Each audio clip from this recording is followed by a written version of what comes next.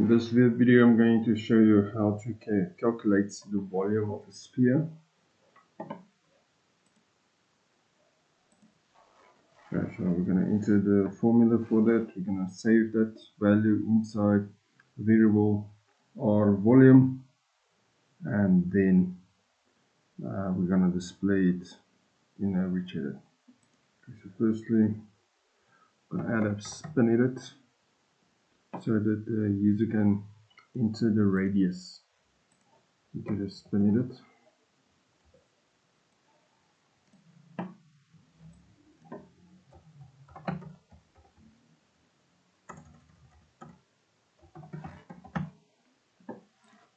Okay, so we'll be selecting the radius and spin edit. Then he's going to click on a button and it's going to display the volume.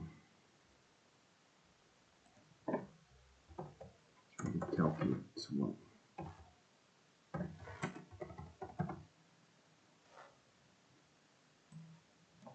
Okay, calculate volume, and then for the output it's gonna, let's use a label.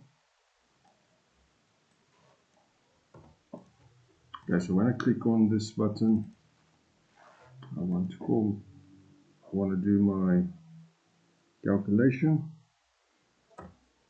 and I want to save that value inside our volume.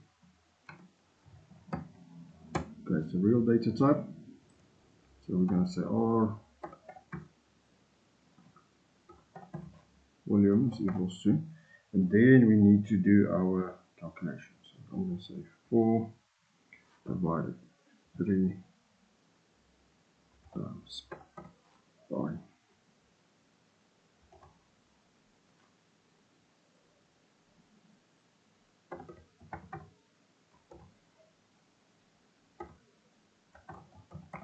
I still need to assign my spin edit to I radius. I will do that now.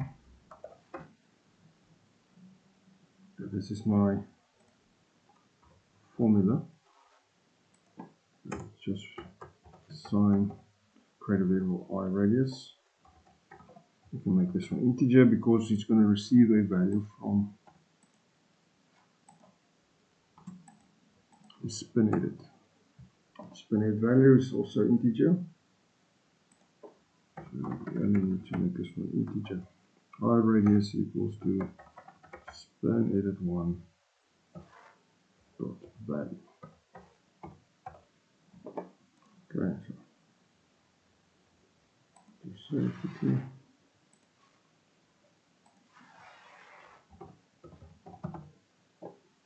Let's make the folder volume because we want to calculate the volume. Okay, so we're taking the value from the spin edit and we are putting it into the variable I radius.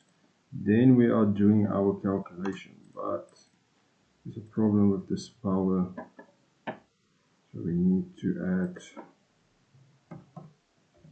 math to the user's function. As soon as we add the math, we will see that it will recognize the power. So this is the formula to calculate the volume of a sphere, and then I want to display that not in label 1 but my second label, the label at the bottom. It's label 2.caption or volume. Okay, and this is a real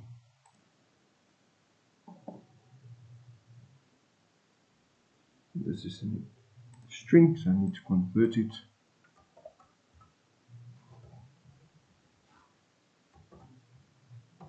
from float to a string. And I'm also going to fix it. If fixed, make it 8,1, 1 decimal. Okay, so I'm only going to use 1 decimal value because I want to convert this R volume from a string to a float, and I want to display this only in 1 decimal value. So let's enter the radius 50, calculate the volume.